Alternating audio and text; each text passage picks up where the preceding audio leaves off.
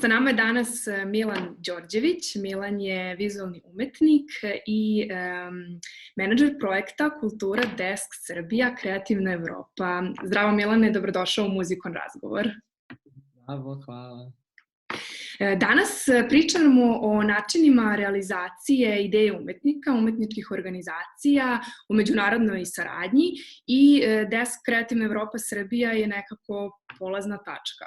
Za početak bih želela da te pitam da malo popričamo o tome šta je Kreativna Evropa. Pa, Kreativna Evropa je glavni program Evropske unije za podršku celog sektora kulture i u suštini je jedan od mogućih načina da svi umetnici i profesionalci u kulturi razviju međunarodne projekte saradnje.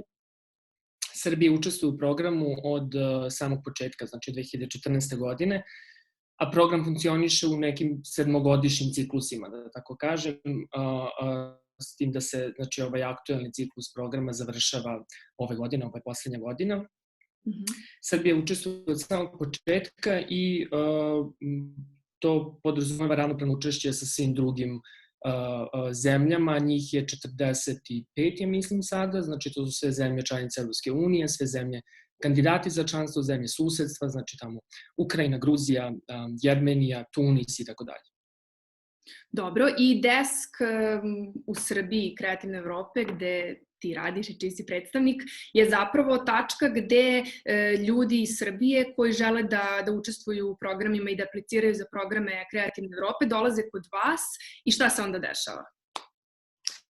Pa da, u suštini mi funkcionišemo kao kontakt tačka koja pomaže svim ustanovama i organizacijama u kulturi, znači to moraju biti pravna lica u kulturi koje imaju nameru da konkurišu na neki od konkursa. Postoji jako veliki broj konkursa na koje se može podneti konkursna aplikacija. Program, da to možda negde isto na samom početku razjasnim, program funkcioniše kroz dva podprograma. Jedan je podprogram medija koji se odnosi na podršku audiovizualnog stvaralaštva, audiovizualnih delatnosti, znači filmska produkcija, televizijska produkcija, produkcija videoigara, i podprogram kultura koji se odnosi na sve druge oblasti, znači sve ono što ne potpada pod ovo što podržava podprogram medija. I u suštini tako u neka dva toka funkcioniše i naša kancelarija u Srbiji, Desk Kreativna Evropa Srbija, koji se praktično deli na dve kancelarije. Kultura Desk Srbija pri Ministarstvu kulture i informisanja i Medija Desk Srbija pri Filmskom centru Srbije. U suštini i jednu i drugu kancelariju čine profesionalci u kulturi koji su obučeni za pisanje međunarodnih projekata, znači za direktnu pomoć svim zainteresovanim organizacijama, ustanovama u kulturi, svim profesionalcima u kulturi koji žele da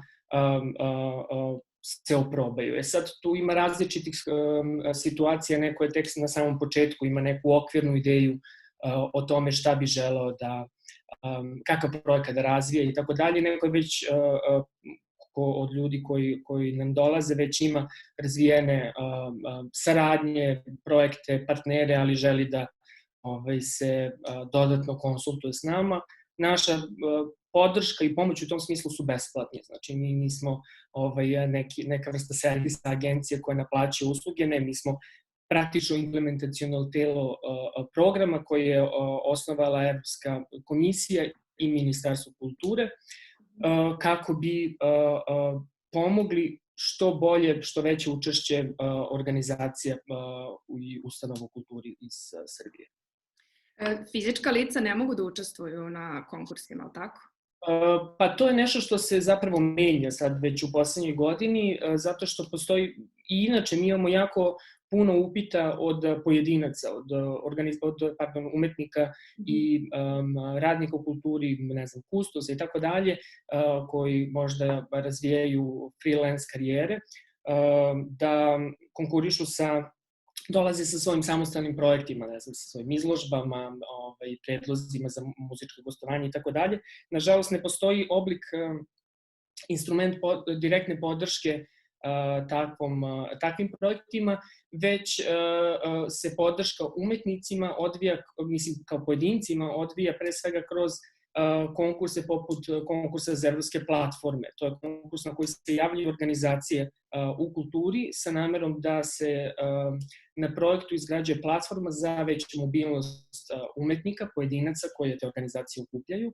U kontekstu sektora muzike to mogu da budu, na primer, izvođački prostori, različite koncertne sale i tako dalje, muzički centri, koji mogu zajedno da se umrežavaju, da prave mrežu, jednu vrstu platforme u okviru projekta za promociju svojih umetnika, za pospešivanje njihove mobilnosti, znači kroz rezidencije i slične programe, ali i za cirkulaciju umetničkih dela, znači muzičkog programa i drugog sadržaja.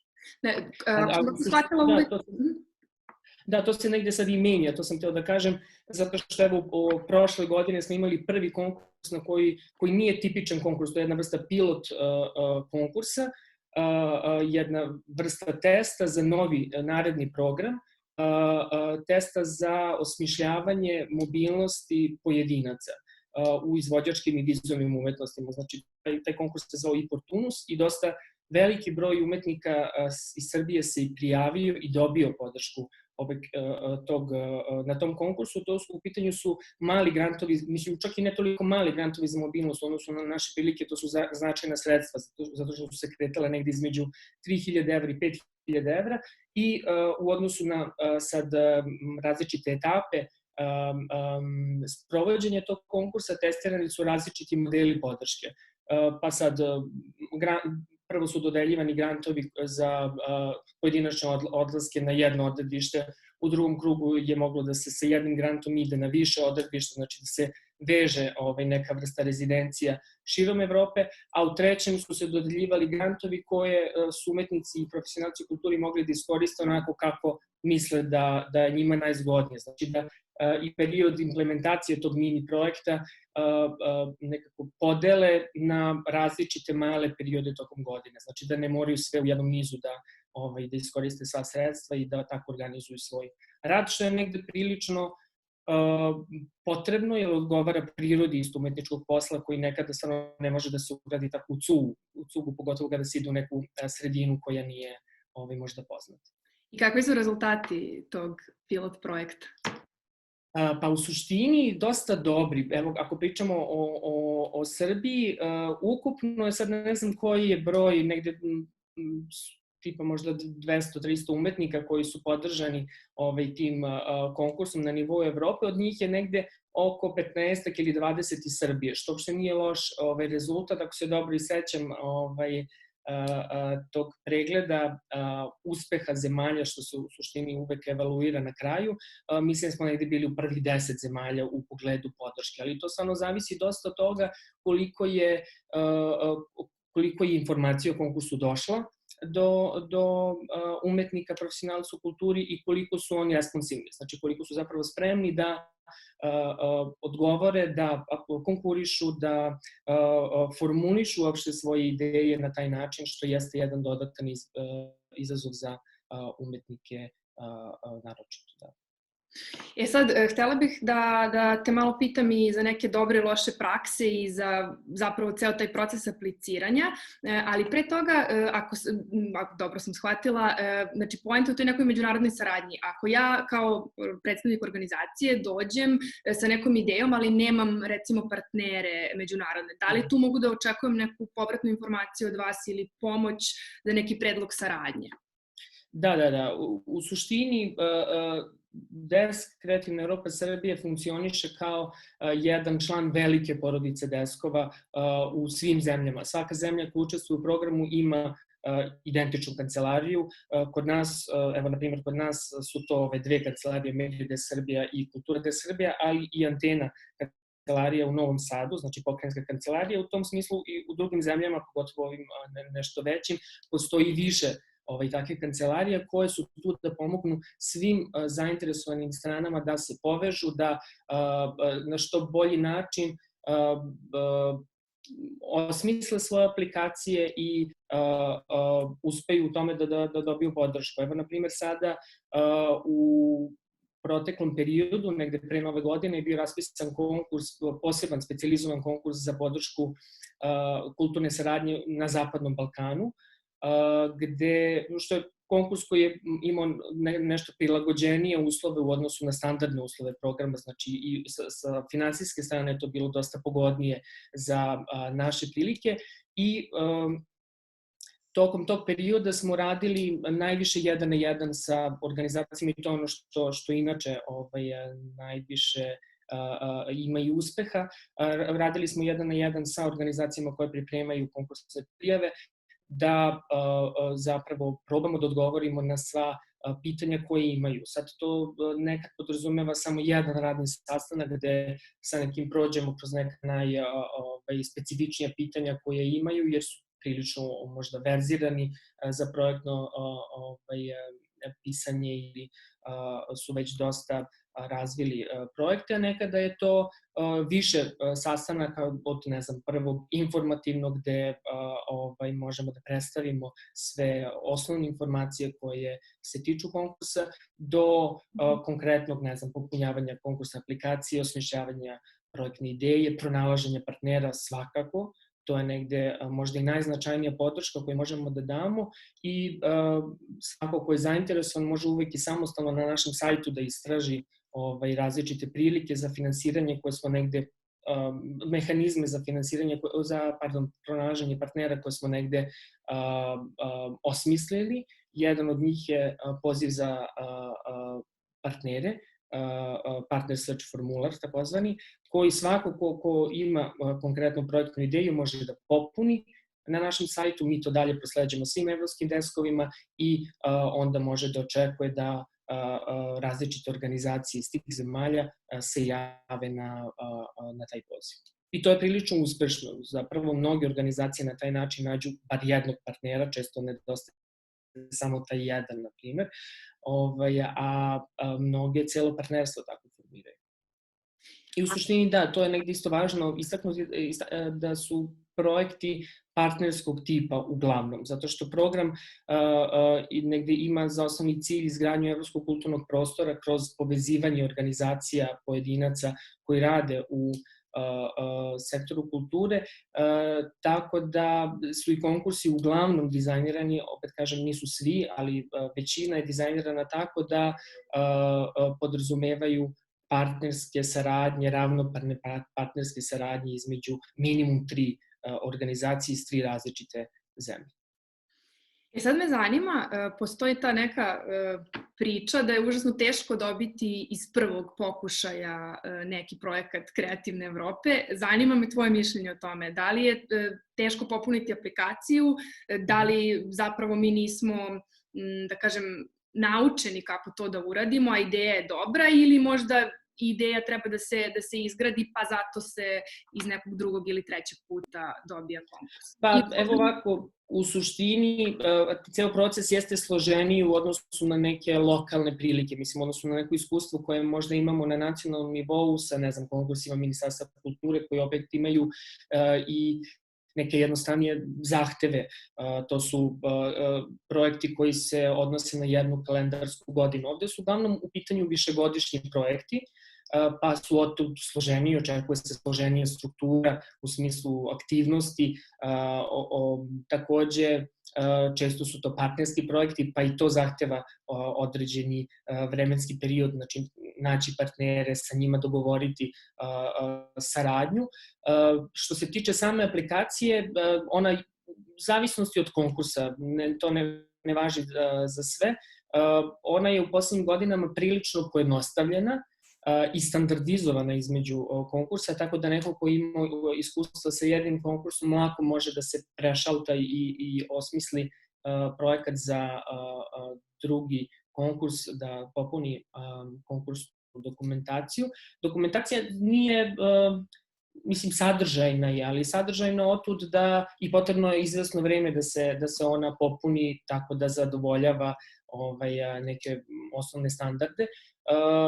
Sadržajna je otud što su projekti negde složeni, imaju veliki broj aktivnosti, puno različitih strana koji učestvuju i to negde treba objasniti i sa te programske strane, aktivnosti i tako dalje, a i sa finansijske strane, znači sad kakva je budžetska konstrukcija celog projekta. Sad, jako mi je zanimljivo ovo pitanje, zato što si ti neko ko je vizualni umetnik i radiš, spojio si to sa menadžerstvom. Meni se čini da postoji taj određeni problem kod umetnika, da su više na tu neku umetničku stranu, da ne postoji taj, da li je to zapravo, to je moje pitanje, talenat, to neko preduzetništvo, taj neki menadžerski deo, ili to može da se nauči? Pošto mi to deluje kao... Nije talent u pitanju, to je u suštini jedna vrsta veštine koja je potrebna kako bismo se snašli u trenutnim okolnostima, znači kako funkcioniše u suštini ceo sistem kulture na nekom širem planu. U suštini niti program negde očekuje da projekti budu savršeno pisani u smislu projektnog jezika. Znači, naravno da ima različitih aplikacija. Čak često je isto situacija da mnogi ljudi isto i, ne govore dobro strane jezike na taj način da mogu stvarno da pišu savršene projektne prijave.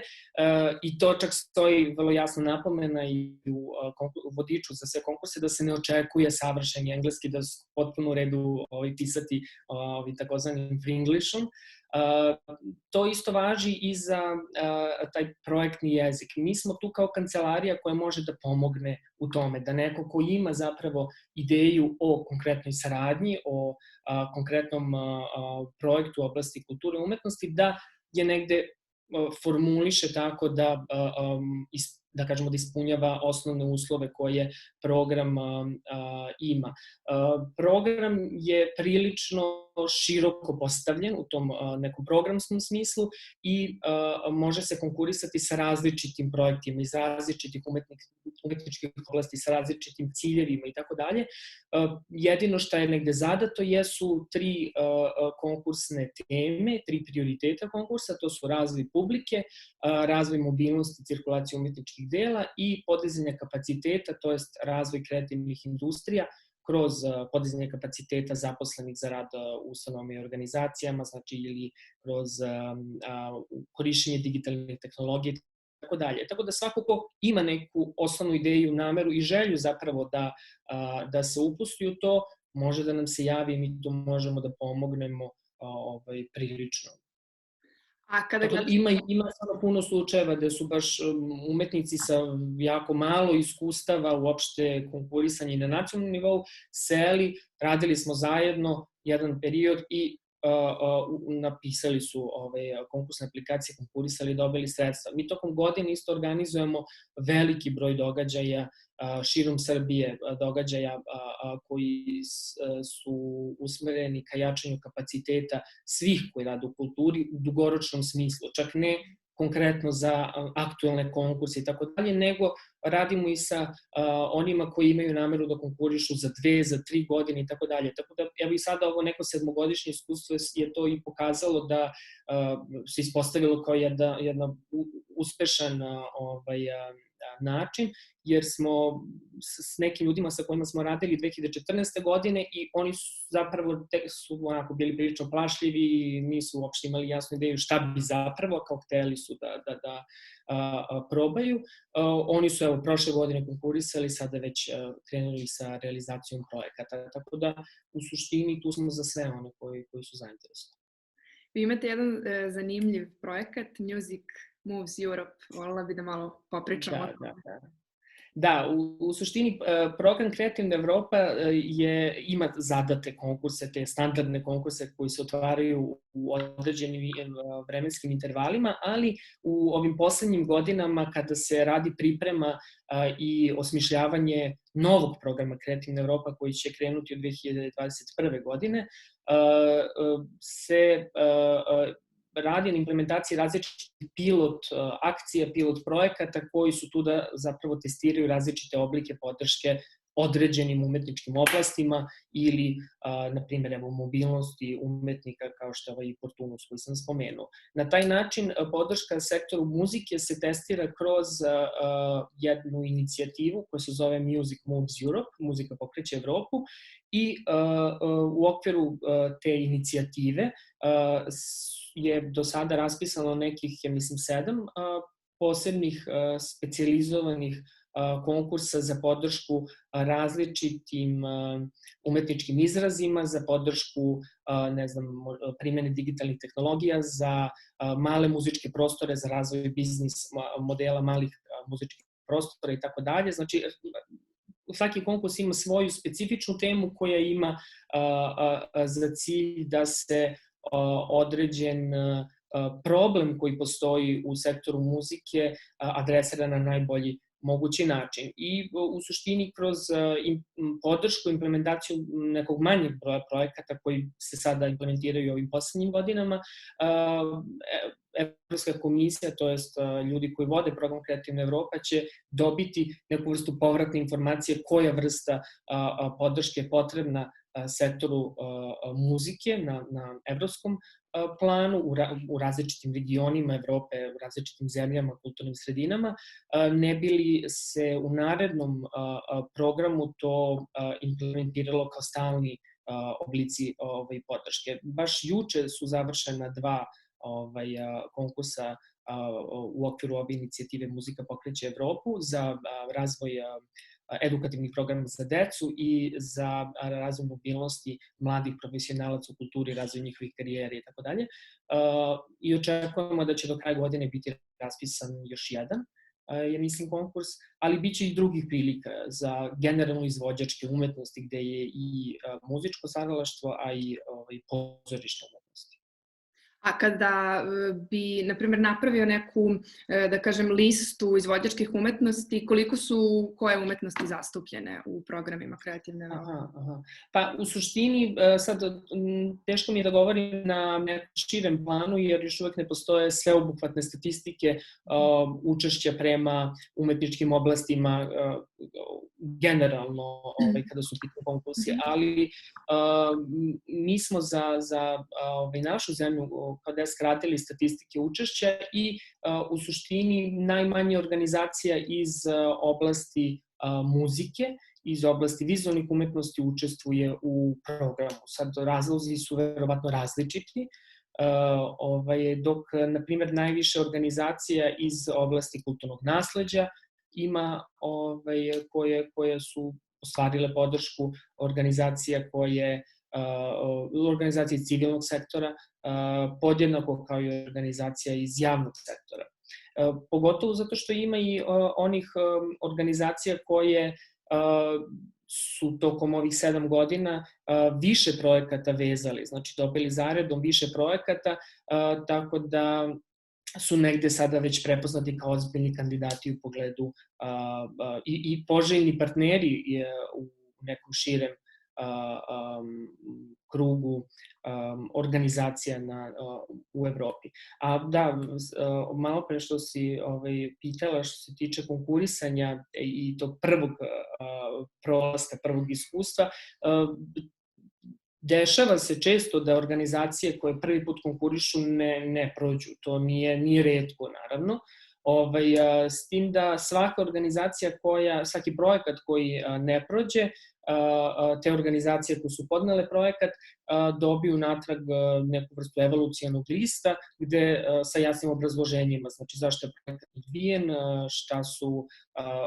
gde su zapravo zakinuti poeni u odnosu na koje kriterijume ocenjivanja i često sa vrlo konkretnim preporukama za unapređenje projektnih aplikacija. Tako da svako ko je negde, da kažem, to ispratio, primenio u predlogu projekta, ponovo konkurisa u narodnom konkursnom roku, dobio je podršku. Takvi projekata je stvarno puno. A često projekti padaju na konkursima u smislu nedovoljnog razumevanja prioriteta finansiranja. To je ovo što sam spomenuo, znači opšte pojmova, razvoj publike, podizanje kapaciteta kroz razvoj novih biznis modela i tako dalje. a negde dizajniraju projekat u odnosu na taj prioritet. Tako da u suštini je savjet da se svako dobro uputi u sam vodič konkursa gdje je sve vrlo precizno objašnjeno šta znači. Pomenuo si sad razvoj publike kao značajnu temu. Zanima me sad malo da pogledamo na korona krizu i sve što se dešava. Publike nema. Da li imaš neke informacije na koje načine je Evropska unija reagovala po pitanju pomoći, razvoja strategije i planova u kulturi i šta se dešava sa vašim konkursima s obzirom na ovu krizu koja nas je zadesila? Pa u suštini ovo je poslednja godina programa Kreativna Evropa, tako da tu sad nema nešto puno prostora za manevar, ali iz Evropske komisije ceo tim koji vodi, svaki konkurs ima svoj tim. Evropska komisija je na celu situaciju reagovala tako što je negde povećala fleksibilnost u odnosu u pogledu realizacije projekata koji su već dobili podršku, zato što svaki projekat koji dobije podršku se prati, radi se neka vrsta, da kažem, monitoringa. Tako da sve situacije, naravno, u kojima različite organizacije mogu da budu u ovom periodu su razumljive i... Nijedan konkurs nije ukinut, prekinut? Ne, naravno nema. Čak su svi konkursi koji su aktuelni, svim konkursima je produžen rok za konkurisanje i to bar mesec dana, mesec i po dana i tako dalje. To je bilo nekih 4 ili 5 konkursa koji su bili aktuelni u prethodne 3 meseca, znači svaki je dodatno produžen kako bi svi stigli da pripreme konkursne aplikacije, a pored toga je ubrzan proces evaluacije pristiglih konkursnih prijava, kako bi rezultati što pre bili objavljeni, kako bi se podrška u vidu finansiranja što pre i realizovala. Šta ti misliš, kako ti se čini gde je mesto kulturi u bilo kom kriznom vremenu, pa i sada? Koliko nam je značajno sve ovo? Pa dobro, da, negde kultura, umetnost u tom smislu se prilično doživljava kao neka neophodna vrsta zabave, neke vrsta zanimacije, pogotovo u ovim periodima kada nemamo što drugo da radimo. S druge strane, u ovim kriznim vremenima se pokazuje koliko je neophodno stalno finansiranje, stabilno finansiranje sektora kulture, svih organizacija i ustanova u kulturi, svih projekata, podrška različitih umetničkih izraza i to da je rad u kulturi, rad u umetnosti isto rad koji ima negde iste, podrazumeva iste uslove kao i svaka druga vrsta rada u društvu. Za kraj bih te pitala da li imaš neki savet za umetnike i za organizacije baš u ovom trenutku? Pa evo, baš u ovom trenutku, možda iz perspektive isto našeg rada Deska Kreativna Evropa Srbije, jeste da sve organizacije savjetujemo da nam se jave, svi oni koji planiraju, razmišljaju da konkurišu sada, naredne godine, nije važno, to mogu da urade tako što će nam se javiti preko maila koji je istaknut na našem sajtu kreativnaevropa.rs i možemo onda da dogovorimo uvek online sastanke. Ukoliko neko priprema konkursnu aplikaciju, može da nam se javi da isto zajedno radimo na tome. Ne bili zapravo i negde iskoristili ovaj period, mislim da negde to ne bude neki prazan hod svima, već da se što bolje pripremimo za neki nastavak normalnog života. Hvala ti, Milane. Meni je ovo bio vrlo ugodan razgovor koji je proletao. Ja se nadam da se uskoro vidimo u nekim drugim okolnostima i nastavimo priču. Hvala vama na pozivu. Hvala ti. Ćao. Ćao.